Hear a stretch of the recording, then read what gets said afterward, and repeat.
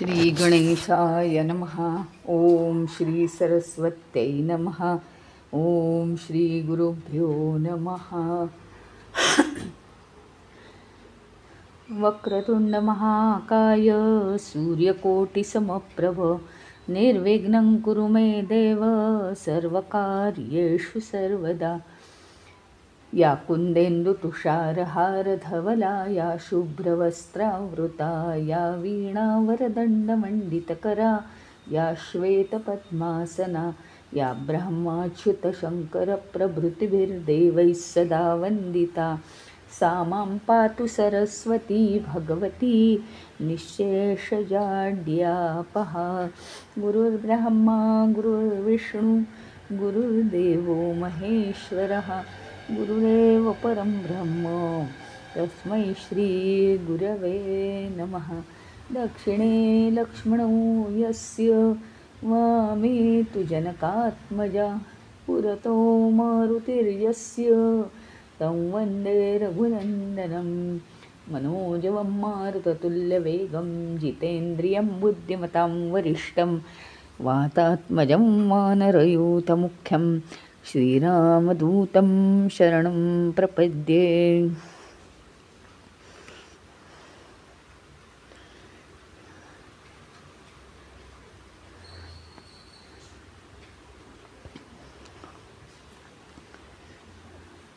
बोला राजाधिराज श्री रामचंद्र भगवान की जय.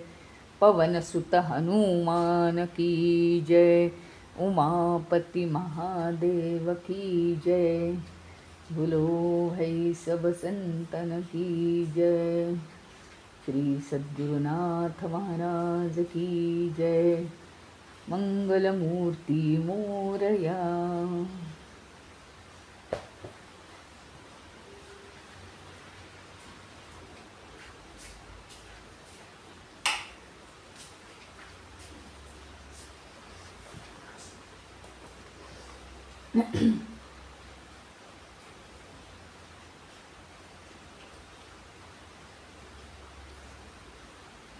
एकदा काय झालं माहिती आहे, हनुमानाच्या कथा बघतोय ना आपण, रामायण नाही बघते. तर हनुमान हा आहेच, तो चिरंजीव आहे. कारण तर एकदा काय झालं, द्रौपदीच्या हातात, द्रौपदी अशी नदीकाठी उभी होती आणि तिच्या हातात 1000 पाकळ्यांचं सोन्याचं कमळ होतं, सुवर्ण कमळ. आणि खरं तर बघायला गेलं तर 1000 पाकळ्यांचं सुवर्ण कमळ म्हणजे 1000 पाकळ्यांचं कमळच आधी कोणी पाहिलं नाही आहे. आणि त्यातून सुवर्ण कमळ म्हणजे काय, तेही सोन्याचं म्हणजे काय, नाही का. तर आश्चर्याची गोष्ट आहे. तर तिच्याकडे दुरून एकदम खूप लांबून तो भीम पाहत होता आणि तिच्याकडे येतच होता. तो तिच्या चेहऱ्यावर सगळा असा प्रकाश पडला होता आणि इतकी तेजस्वी, चेहऱ्याचं कण कण चमकून निघाला होता तिचा. आणि त्या कमळामुळे ती तेजस्वी झाली होती. मग तो भीम तिथे येऊन पोहोचला. त्याला आश्चर्य वाटलं आणि ती म्हणाली की मी खूप दूर होते, काही योजना मी दूर होते, पण इतका ह्या कमळाचा म्हणजे सुवर्ण कमळ सोनेरी रंगाचं आणि तरीही त्याचा सुगंध होता, म्हणजे सोन्याचं नव्हतं ते, सोनेरी रंगाचं. अशी कमळं साधारणतः दिसत नाही. तर इतका सुगंध सुटला होता म्हणे. आणि म्हणून त्या सुगंधाच्या रोखाने मी निघाले आणि इथे पोहोचले नदीजवळ. तेव्हा ते कमळ हळूहळू तिकडून तरंगत तरंगत मी नदीच्या किनाऱ्यावर यायला आणि कमळ नेमकं तिथे त्या किनाऱ्यावर यायला एकच गाठ पडली. तर किती माझा योग चांगला आहे. नुसतं त्या सुगंधाच्या दिशेने मी निघाले आणि ते कमळ माझ्यापर्यंत येऊन पोहोचलं. म्हणजे केवढी ही आश्चर्याची गोष्ट आहे असं ती द्रौपदी म्हणाली. पण कसं असतं माहिती का, एखादं काहीतरी मिळालं की असंच काहीतरी खूप मिळावं असं ना, काय होतं, मनुष्य एक्साईट होतो. असंच काहीतरी आपल्याला खूप मिळावं. म्हणजे या नदीमध्ये आता खरं तर काय आहे की एक तर असं कमळ बघायला मिळत नाही या रंगाचं, दुसरी गोष्ट 1000 पाकळ्या नसतात त्याला, तिसरी गोष्ट म्हणजे त्याला एवढा सुगंध, चौथी गोष्ट म्हणजे त्या कमळापर्यंत द्रौपदी पोहोचली हे महत्त्वाचं. नाही तर आपल्याला वाटतं खूप एखादी गोष्ट आपल्याला हवी आहे, ते मिळू शकत नाही, म्हणजे शेवटी सोडून द्यावं लागतं ते. कधी कधी माणसं वेडी होतात हवं हवं हवं म्हणून. आणि पाचवी महत्त्वाची गोष्ट म्हणजे जास्त प्रयत्न न करता तिच्यापर्यंत ते कमळ येऊन पोचलेलं आहे. इतक्या बरं माणसाने समाधान मानायला हवं ना, बास झालं एकच कमळ, अजून हवी आहेत कशाला, नाही का. जास्तीचं निसर्गाने जे दिलं आहे त्याच्यापेक्षा जास्तीचं मागितलं की घोळ आहे सगळा मग. कारण जे निसर्गाने दिलं आहे ते निसर्गाला हवं असतं परत. आता काय झालं, ती म्हणाली की म्हणजे तो भीम होता तिथे, तो भीम आला तिच्याजवळ, ते कमळ पाहत होता. ती म्हणाली की असे किती अनेक कमळं असतील नाही या नदीमध्ये, मला ती हवी आहेत. मग कशाला, पण एकच कमळ इतकं सुगंध देते, कशाला हवी आहेत ती कमळं. तर तिने असं म्हटल्यानंतर तू आणून दे मला असं म्हणाली ती. आणि भीमाला इतका आनंद झाला. कारण काय माहिती का, की आजपर्यंत द्रौपदीने मला काही मागितलं नाही आणि आज तिने मागितलं. अतिशय आनंदाने तिथून निघाला, वाऱ्यासारखा निघाला तो त्या कमळांपर्यंत पोहोचायसाठी. आता त्या नदीच्या किनाऱ्याने भीम चालायला लागलेला आहे बरं का. कुठे कमळ दिसतंय का, द्रौपदीच्या पर्यंत ते आलं. विशिष्ट व्यक्तीपर्यंत विशिष्ट गोष्टी जातील हो, भीमाला हाती कसं लागणार. ती म्हणाले आज भीमाने विचार केला, आजपर्यंत हिने मला काहीही मागितलं नाही, ही मी तिची मागणी नक्की पूर्ण करणार. आणि मला आज तिने संधी दिलेली आहे, हे बरं झालं. अतिशय आनंदाने निघाला. आणि त्यांनी काय केलं माहिती आहे का, की आनंदाने या लोकांचं, क्षत्रियांचं काय काम असतं माहिती आहे का, आनंदाने शंख वाजवायचे. तुम्हाला माहिती आहे ना, एकेका ग्रुपचं एक एक हे असते वैशिष्ट्य. वानरांना आनंद झाला की ते खूप जोरजोरात इकडून तिकडे उड्या मारायला लागतात, हाच त्यांचा अत्यानंद, म्हणजे तो ते तसा व्यक्त करतात. तसे हे क्षत्रिय काय असतात, काहीही झालं म्हणजे काय आहे माहिती का, कोणत्याही गोष्टीला सुरुवात करायची आहे तर ते शंखनाद करतात. आता भीमाला अतिशय आनंद झाला म्हणून त्यांनी जोरजोरात शंखनाद करायला सुरुवात केली. शंखनाद इतक्या जोरात केला की आजूबाजूचे, आता तिथे नदीच्या किनारी कोण असणार आहे ना, निर्मनुष्यच जागा आहे ती, पण सगळे प्राणी आणि पक्षी घाबरून गेले, इकडे तिकडे सैरावैरा पळत सुटले. त्या बिचाऱ्यांची काय चूक आहे, तरी हा अजून 2-4 शंखनाद अजून करतोच आहे. इतक्या जोरात शंखनाद, अरे बापरे, सगळा आजूबाजूचा परिसर हादरून गेला. त्याच्या पायाखालची जमीन हादरायला लागली. इतकं शौर्य, आणि इतकं शौर्य युद्धाच्या वेळेस ठीक आहे हो, शत्रूला घाबरवण्यासाठी, भलत्या वेळी भलतं काहीच उपयोगाचं नाही. हां, तर काय झालं, जमीन जेव्हा पायाखालची हादरायला लागली तेव्हा तो एकदम स्तब्ध झाला की काय झालं हे, म्हणजे त्याचं ते शंख फुंकणं, शंख वाजवणं हे आता बंद झालं. आणि तो इकडे तिकडे बघायला लागलाय बरं का, की हे काय झालंय, कशाने, कोण आहे का, काय होतंय, ही जमीन का हादरती आहे. आता तो शंख नाद करत नाहीये बरं का, पण आता त्यांनी शंखनाद केलं त्याच्यापेक्षा मोठा आवाज झाला. जणू काही काय कोणीतरी जमिनीवर घाव घालतंय की काय मोठं. आणि हादरे बसतात सगळ्या जमिनीला.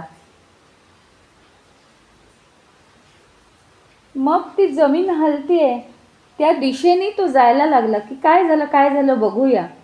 आणि जसा तो जायला लागला तसे हादरे वाढायला लागले. आता काय झालं, अचानक भीमाचा पाय आता कशात तरी अडकलेला आहे. अडखळला, आता तो पडणार होता.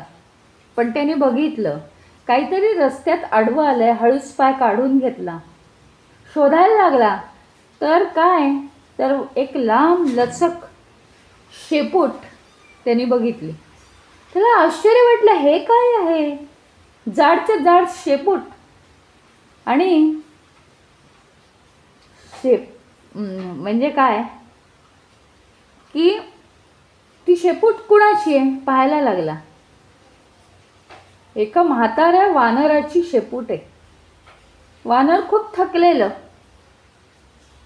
त्याला बघून भीम वैतागला. त्याला ते फुलं आणायची आहेत ना द्रौपदीसाठी. आणि हा एवढा शूद्र वानर माझी वाट का अडवतोय असं त्याला वाटलं, कारण तो तसा रागीटच होता. आणि त्यांनी काय केलं, वानराला सांगितलं, शेपूट बाजूला घे, आज्ञा गेली. घेतोस की नाही, तो काही तिला हाले ना, बघ याचा परिणाम वाईट होतील, अशी धमकी दिली. वानराला काही नाही, काही त्याला फरक पडला नाही. त्यांनी त्याच्याकडे बघितलं सुद्धा नाही भीमाकडे. आणि असा रेलून बसला होता वानर. एका कुशीवर झोपला होता, डोळे मिटून मजा पाहत होता. मी खूप दमलोय, म्हातारा झालोय मी, हालचाल मला करता येणार नाही, माझ्यात ताकद नाही. तुला जर हवं असेल तर तू शेपूट बाजूला कर, नाहीतर त्याच्यावरून उडी मारून जा, असं त्यांनी सांगितलं. तर भीमाला काही आवडलं नाही. तो म्हणाला, अंगावरून ओलांडून जायचं कोणाच्याही, हे मला आवडत नाही. आणि तसं जाऊ नये, कारण प्रत्येक सजीवाच्या अंगामध्ये, हृदयामध्ये परमेश्वर असतो. त्याच्यामुळे त्याच्या अंगावरून जाऊ नये असं मला वाटतं. नाही तर म्हणे, बरं का, भीम काय म्हणतोय बघा, असं जर नसतं तर मी केव्हाच, तो हनुमान कसा गेला होता 100 योजन दूर उडी मारून, एवढीशी उडी मारायला मला काय झालंय, मी पण जाईल. पण मला जायचं नाही आहे, हृदयात देव असतो सजीवाच्या. हनुमानाचं ऐकलं नाव आणि तो वानर म्हणाला, कोण रे असा हा हनुमान लागून गेलाय, ज्याचं तुला एवढं हे आले मोठेपणा, एवढा का तू मानतोस, कोण आहे तो हनुमान. मग भीमाला जरा रागच आला की आपल्या जातीचा हनुमान याला माहिती नाही, वानरच आहे ना हा, याला माहिती नाही. भीम म्हणाला की तू खूप आळशी आहेस, तुला वानरांच्या जगात सुद्धा काय होतं ते कळत नाही. संपूर्ण रामायणात तो हनुमान इतका प्रसिद्ध महानायक आहे तो रामायणाचा, आणि तो तुला माहिती नाही म्हणजे काय. खरं तुला सांगू का, मी हनुमानाचाच भाऊ म्हण, हनुमानासारखी माझ्यात ताकद आहे, पण मला तुला ओलांडून जायचं नाहीये. याच्यावरून त्या वानराला कळलं भीमावर खूप छाप आहे हनुमानाची. तर तो म्हणाला की हे बघ, हनुमानाच्या गोष्टी मला सांगू नको, ती शक्ती खूप आहे वगैरे, ती शक्ती बिक्ती ओळखण्या इतकं माझ्यात आता दम नाही. मी आता शेवटचे दिवस मोजतोय, मी खूप म्हातारा झालोय, मला काही कशाचं महत्त्व नाही आहे. हे बघ, तुला जर जायचं असेल तर तू शेपटी बाजूला कर आणि तुझ्या वाटेने तू जा. मी सगळे मार्ग मोकळे करून दिलेत. मी असं म्हणत नाही आहे की माझ्या शेपटीला तू हात लावू नको वगैरे म्हणत नाही आहे ना. मग तू जा ना. तर मग भीम अतिशय वैतागला. हो, काय करावं त्याला कळेना. मग त्याने शेवटी वानरांनी म्हटल्याप्रमाणे केलं. शेपटीला हात लावला. शेपूट काही हलेना. हो, दोन्ही हाताने उचलण्याचा प्रयत्न केला तरी किंचितही हलेना.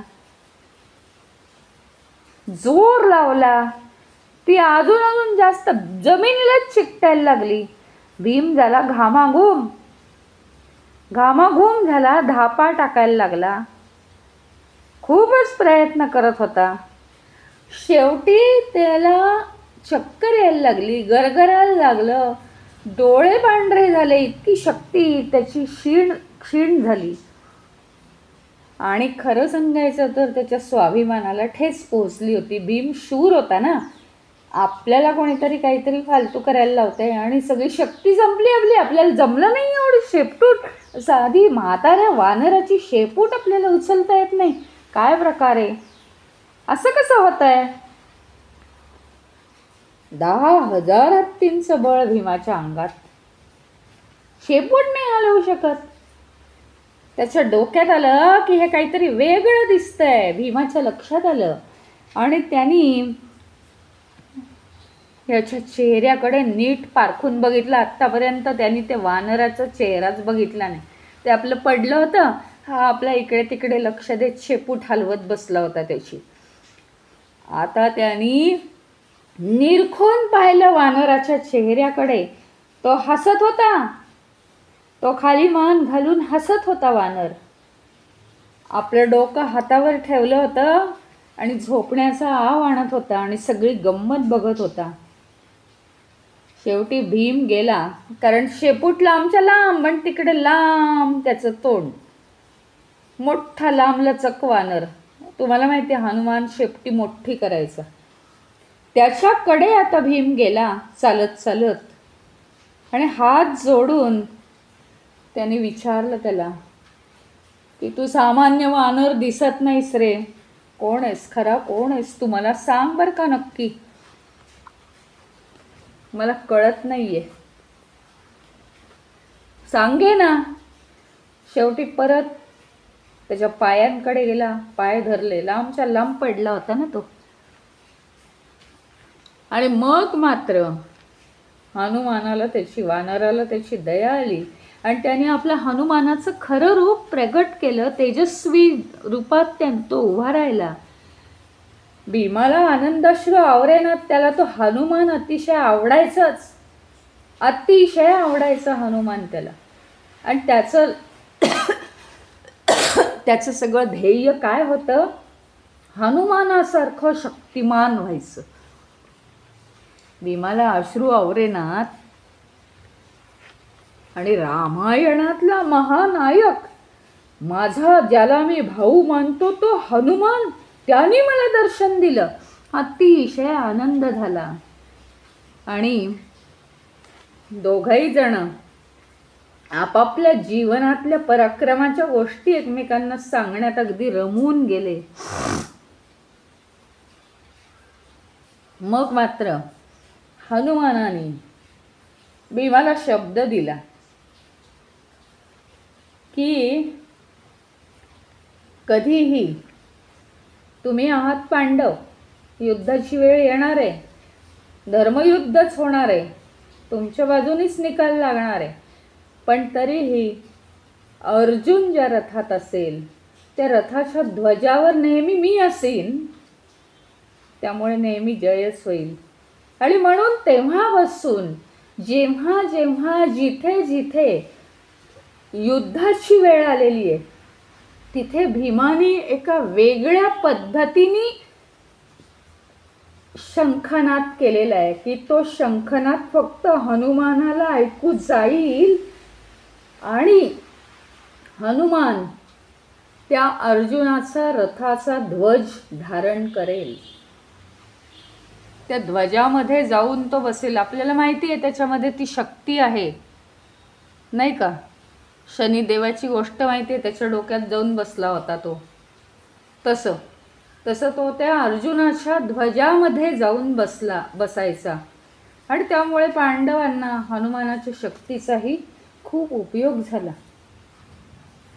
मग जाता जाता आता सीता नाही, ही काय द्रौपदीला तर काही फुलं मिळाली नाही. हा भीम कुठे अडकला इतका वेळ. मग शेवटी त्यांनी काही सुगंधी फुलांचा पत्ता दिला भीमाला. त्याने ती फुलं घेतली आणि ताबडतोब तो द्रौपदीकडे गेला. आता हा केवळ एक काय झालं त्यांना, हे एक निमित्त. खरं तर हनुमानाला त्याला दर्शन द्यायचं होतं. हे एक केवळ निमित्त.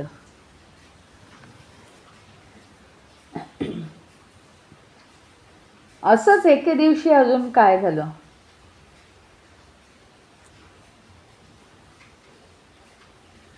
कुब्जा हे गाव आहे बरं का. कुब्जा हे गाव आहे. तर या गावाला ब्राह्मणांकडे 4400 खेडी होती ताब्यात. 4400 खेडी त्यांच्या ताब्यात होती.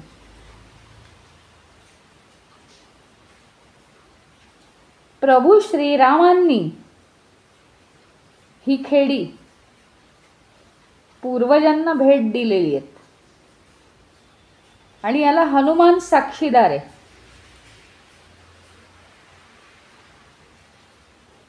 या ब्राह्मणांच्या पूर्वजांना प्रभू श्रीरामांनी ती भेट दिली आहे, त्याला हनुमान साक्षीदार आहे. पण तो एक कुमारपाल राजा होता. त्याला हे काय मान्य नव्हतं. तो म्हणे आता कुठल्या काळातला तो राम आणि कुठल्या काळातला तो हनुमान ते मला माहीत नाही. काहीतरी पुरावा आणा, नाहीतर त्या जमिनी आमच्याच. आता या ब्राह्मणांच्या जमिनी एवढ्या 4400 खेडी म्हणजे किती जागा झाली, ती भरपूर जागा झाली ना. अचानक त्यांना धक्काच बसला.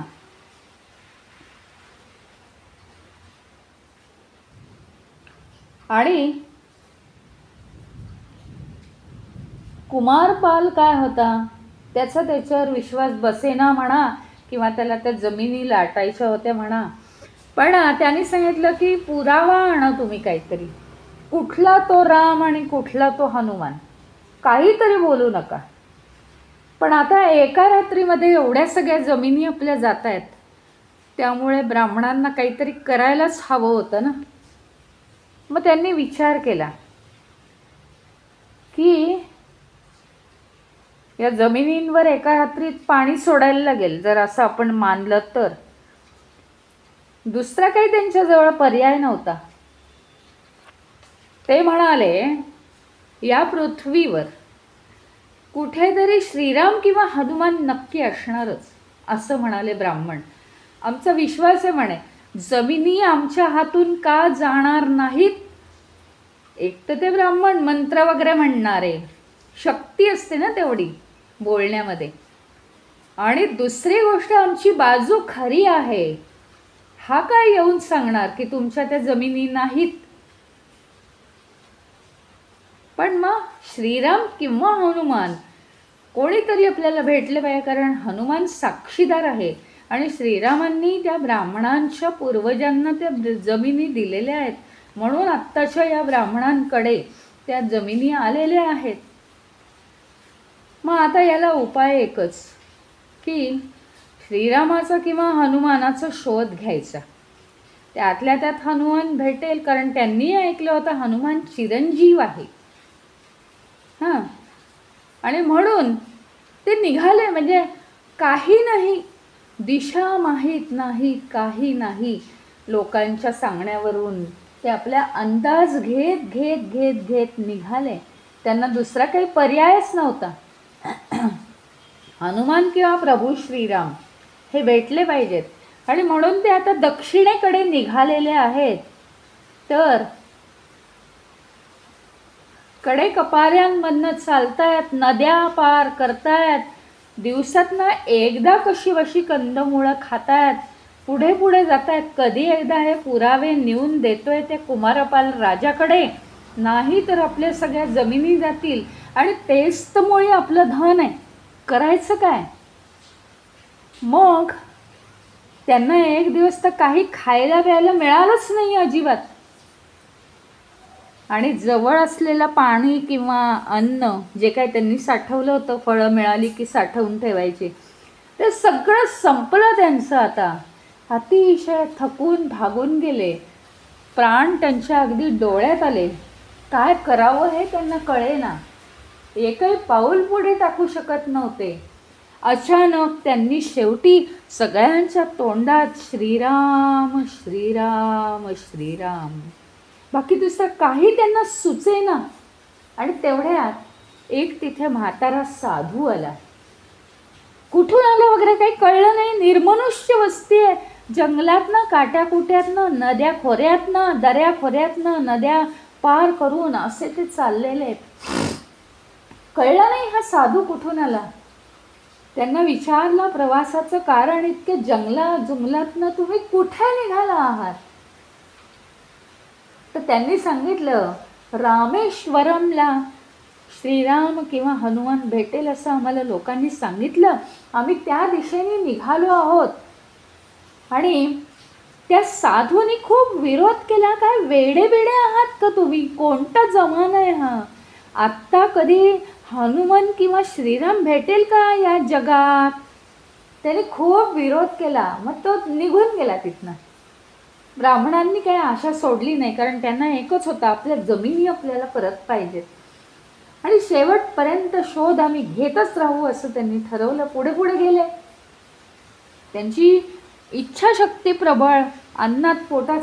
पोटात अन्नाचा कण नाही, पाणी नाही, काही नाही. दुसऱ्या दिवशी परत आणखीन थोडंसं विचित्र स्वरूपात एक साधू आला त्यांच्या पुढे. त्यानंही सांगितलं की हा वेडेपणा तुम्ही करू नका.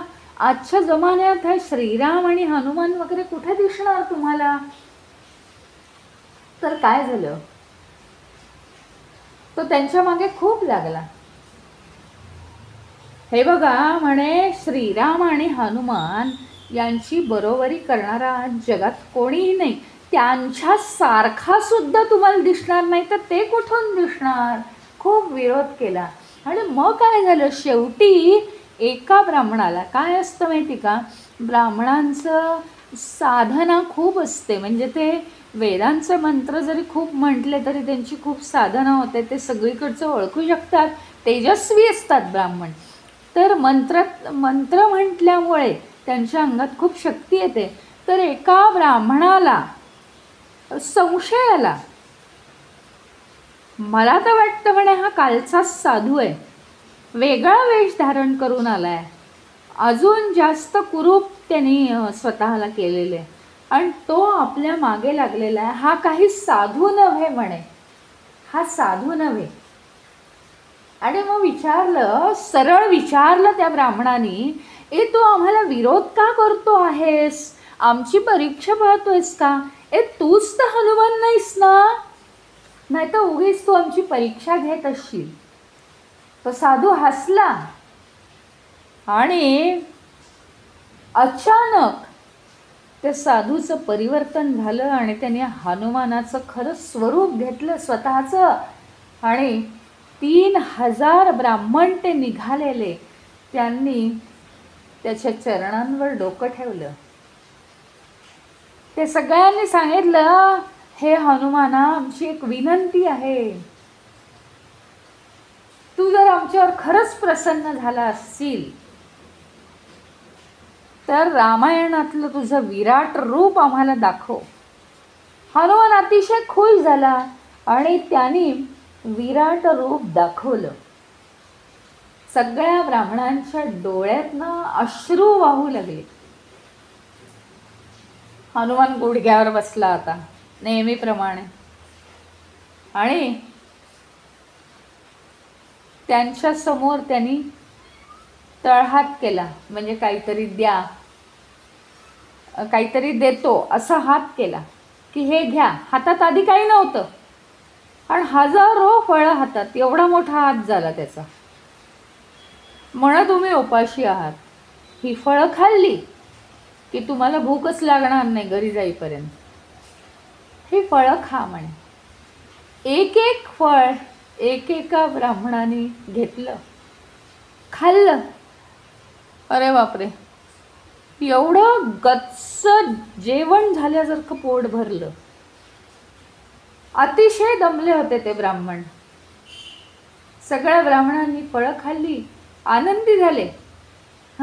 त्यांचा सगळा थकवा गेला, पोटभर जेवल्यासारखं त्यांना वाटलं.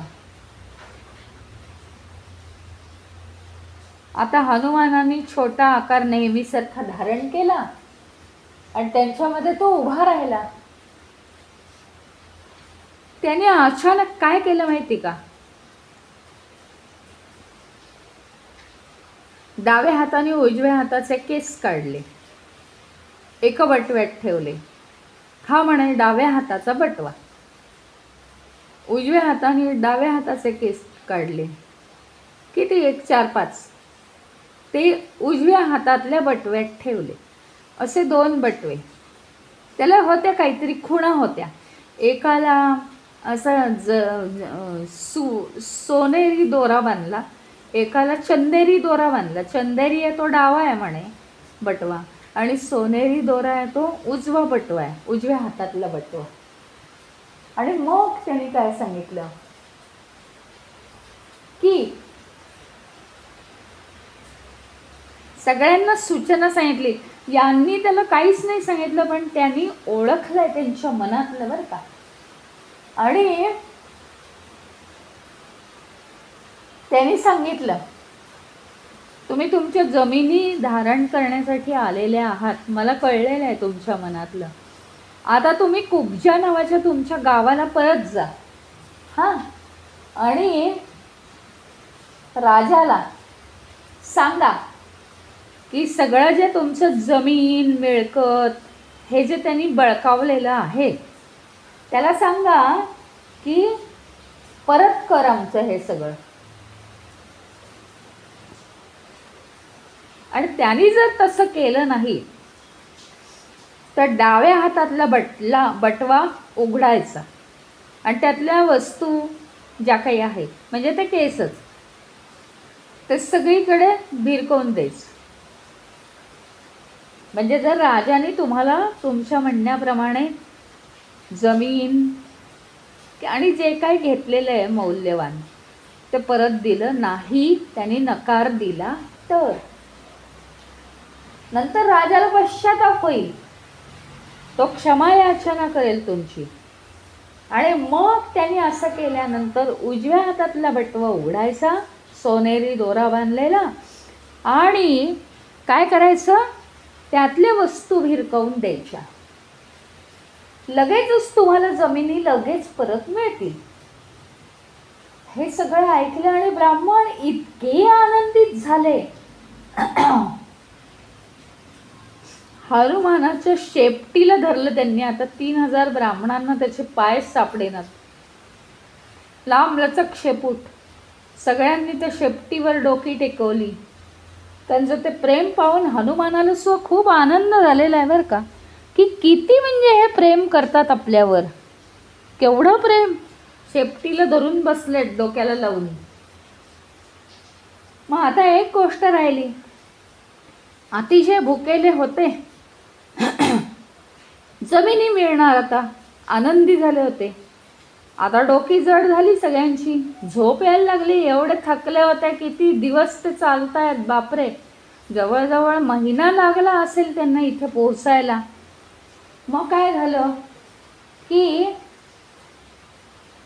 तो हनुमान एका पर्वताकडे गेला, पर्वत उचलला, यांच्या समोर आणून ठेवला. तो म्हणे आता तुम्ही याच्यावर झोपा, इथे मी आहे रात्रभर पहारा करायला, तुम्ही सुरक्षित राहाल. आणि ते इतके दमले होते की त्या पर्वतावर झोपले. तर लगेच झोपच लागली त्यांना, गाढ झोप लागली.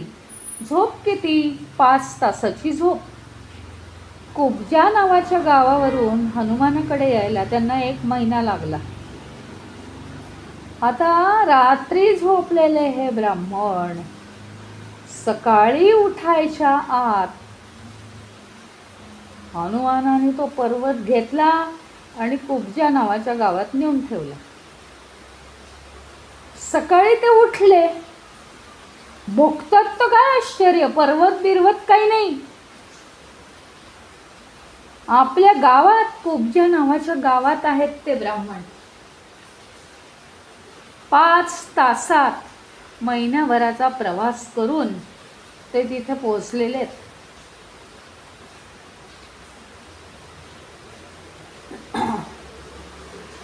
मग झालं.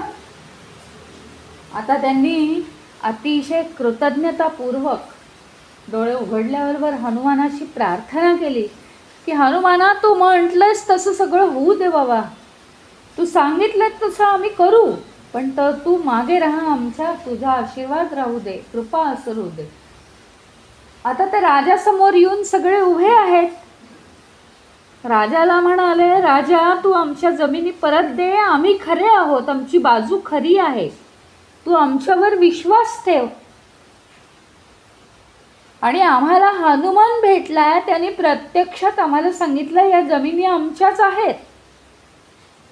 पण राजा, तुम्हाला माहिती आहे, तो राजा अतिशय प्रॅक्टिकल होता, असल्या फालतू गोष्टींवर विश्वास ठेवणारा नव्हता. हनुमान वगैरे भेटण्याचे म्हणे हे दिवस नाहीत, हनुमानाचा काळ वेगळा, काहीतरी मला सांगू नका. आणि त्यांनी फरमान काढलं की या ब्राह्मणांना अटक करा वगैरे. तेवढ्यात यांनी काय केलं, हे ब्राह्मण बाहेर निघाले, महालाच्या बाहेर पडले. त्यांना काही ते जाऊ देणार नव्हते, अटक करणारच होते, पण ते महालाच्या बाहेर पडले आणि घाईघाईनी डावा वटवा उघडला आणि त्यातल्या वस्तू फेकून दिल्या बाहेर, उधळल्या. तेवढ्यात भयानक आग लागली राजवाड्याला, भयानक आग लागली, सगळं पेटून गेलं आणि राजा हतबल झालेला आहे. राजाही राजवाड्याच्या बाहेर पळत सुटलाय. त्याला वाटलं की हे ब्राह्मण खरे वैदिक मंत्र वगैरे म्हणणारे असले पाहिजेत, यांच्या मंत्रांची ताकद आहे ही. राजा अतिशय नतमस्तक झाला त्यांच्यासमोर आणि म्हणाला की म्हणे, देतो मी तुम्हाला राज्य, पण हे सगळी आग विझवा, तुमच्या शक्तीने ही आग निर्माण झाली आहे. क्षमा मागितली त्यांनी. क्षमा याचना केल्याबरोबर यांनी उजव्या बटवा त्याचा सोनेरी धागा सोडला आणि त्यातल्या वस्तू उधळून दिल्या. बघतात तो काय, आग एका क्षणात विझली आणि सगळं शांत झालं. फक्त एवढंच की वाडा सगळा जळून गेलेला होता. आणि त्याने त्याच्या हाताखालच्या लोकांना आज्ञा केली की यांच्या जमिनी, यांची मालमत्ता यांना परत देऊन टाका. आणि यांचं यांना सगळं परत मिळालं आणि ह्या आनंदाने निघून गेले. मग तिथेही हनुमान हजर झाला, वरून आकाशातून पाहत होता. त्याच्या चेहऱ्यावर स्मितहास्य उमटलं होतं की जे पाहिजे ते झालं. 1 नाही 2 नाही 3000 ब्राह्मणांच्या जमिनी होत्या त्या राजाला इतक्या सहजासहजी मिळणार होत्या. पण एवढे मोठे मोठे प्रश्न आपण केवळ भक्ती मार्गाने मिळवू शकतो, हे फार मोठं आश्चर्य आहे.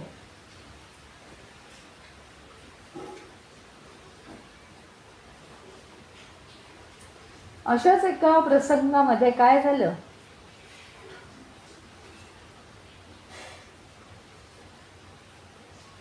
एक साधू, राजाने असं ऐकलं होतं बरं का, वेगळा प्रसंग आहे हा.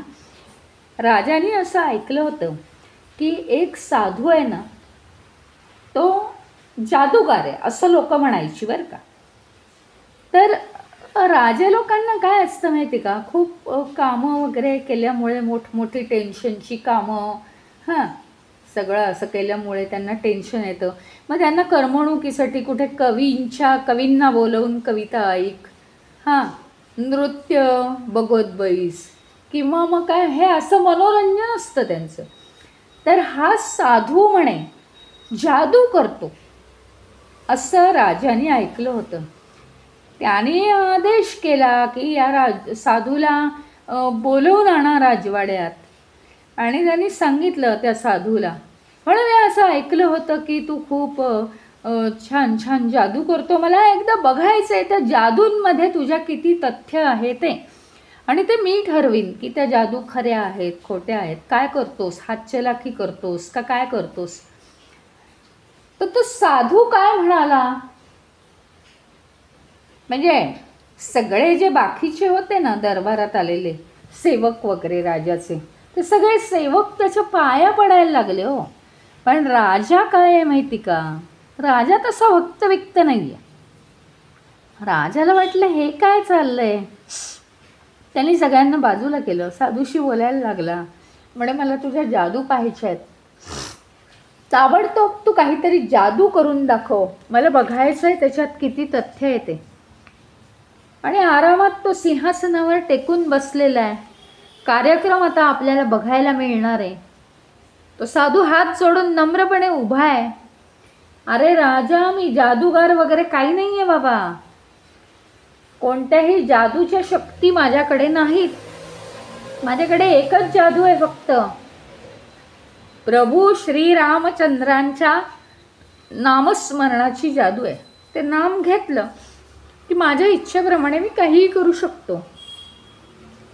दुसरी महत्त्वाची गोष्ट, ते नाम मी ज्याच्या पुढे घेईन त्या माणसाच्या मनातलं मलिन पण नाहीसं होतं.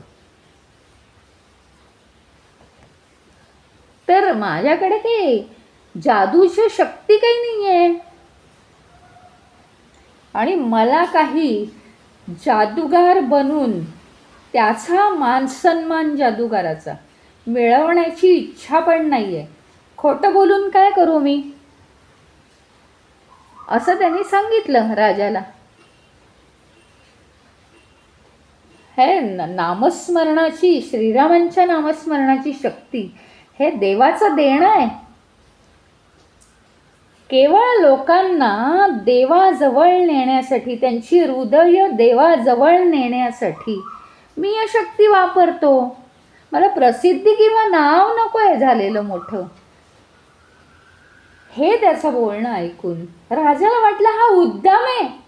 मी आज्ञा करतो आणि एखाद्याने ती ऐकू नाही. मी म्हणतो जादू दाखव, हा म्हणतो नाही दाखवणार, हे काय आहे. आणि त्यांनी सांगितलं हा भोंदू आहे, भोंदू साधू आहे, हा याला उचला आणि बंदीखान्यात टाका, असं सांगितलं. त्यांनी काही प्रतिकार केला नाही, अतिशय शांत राहायला, हात जोडले आणि डोळे मिटले. हनुमानाचा नामजप त्यांनी चालू केला. आधी अगदी मनात, नंतर हळू आवाजात, आणि नंतर मोठ्या मोठ्याने तो हनुमानाचा नामजप सुरू केला त्यांनी. दरबारातल्या लोकांना आश्चर्यच वाटलं की हा काय बडबडतोय. आणि हनुमानाचा नामजप तो जसा मोठमोठ्याने घ्यायला लागला ना, ओरडल्यासारखा नामजप घ्यायला लागला. तर अचानक काय झालं, त्या दरबारातल्या कोपऱ्यातल्या वस्तू पडायला लागल्या. खिडक्यांची दालनं, त्याच्या काचा फुटल्या, फुलदाण्या खाली पडल्या. आणि काय झालं माहीत नाही, लोकांच्या किंचाळ्या ऐकू यायला लागल्या. हजारो वानरं आत आली. हनुमानाचं नाव चालू केलं ना त्यांनी. हजारो वानरं आत आली त्याच्या दिशेने. त्यांनी सगळी नासधूस केली राजवाड्यातली, दरबारातली. सजावटीच्या वस्तू खाली ओढल्या, फेकून दिल्या, तोडल्या. सैनिक घाबरले, त्यांच्या हातातली शस्त्र ओढून काढली वानरांनी, खाली फेकून दिली. दाढ्या उपटल्या माणसांच्या, नुसता गोंधळ सुरू झाला. अजूनही शेकडो वानर आत घुसायला लागले. अजून किती नुकसान, बापरे, एवढी नासाडी. राजा वैतागून गेला, काही त्याला सुचेना. हे काय झालंय? तो आसनावर बसायला गेला तर थरथर कापायला लागला. ते आसन हलवून सोडलं वानरांनी. पण एवढ्या गोंधळात हा जो साधू होता तो शांतच. आणि सगळे वानर आहेत ना, काही वानर त्याच्या पायाशी अगदी कौतुकास्पद असे बसले होते की हा आमचा स्वामी आहे. आणि त्याला मात्र एकाही वानराने त्रास नाही दिला. राजाला मात्र त्रास देत होते. शेवटी राजा त्या सिंहासनावरून खाली उतरला, त्या साधूकडे गेला, त्याचे पाय धरले. बाबा, काय रे हे वानरांचं हे थैमान घातले, हे थांबव. ही सगळी तुझीच जादू आहे आणि माझी चूक झाली. तुझ्या ईश्वरावर मी विश्वास ठेवला नाही, माफ कर मला. साधूनी, त्याचे डोळे बंद होते ना, आता डोळे उघडले. साधूनी डोळे उघडले आणि हनुमानाच्या नावाचा जप थांबवला. जप थांबवल्याबरोबर वानर शांतपणे निघून गेली. एकही वानर आला नाही.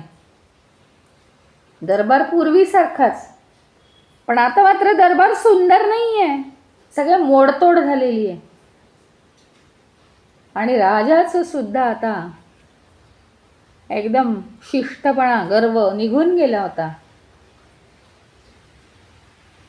राजाला कळून आलं की ईश्वराचं नाव घेणं ह्यातच जादू आहे. दुसरी कुठली जादू ही खरी जादू नाही आहे, ती फसवणूक आहे. ईश्वराचंच नाव घेणं हीच खरी जादू आहे. असं हनुमानाचा पराक्रम शब्दातीत आहे. बोला श्री रामचंद्र भगवान की जय. परमसुत हनुमान की जय. उमापति महादेव की जय. बोलो भाई सब संतन की जय.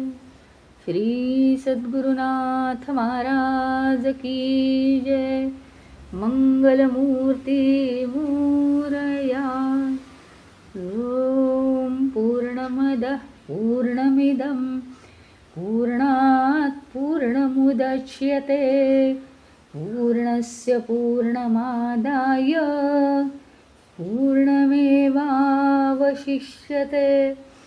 ओम शांति शांति शांति. हरि ओम. श्री गुरुभ्यो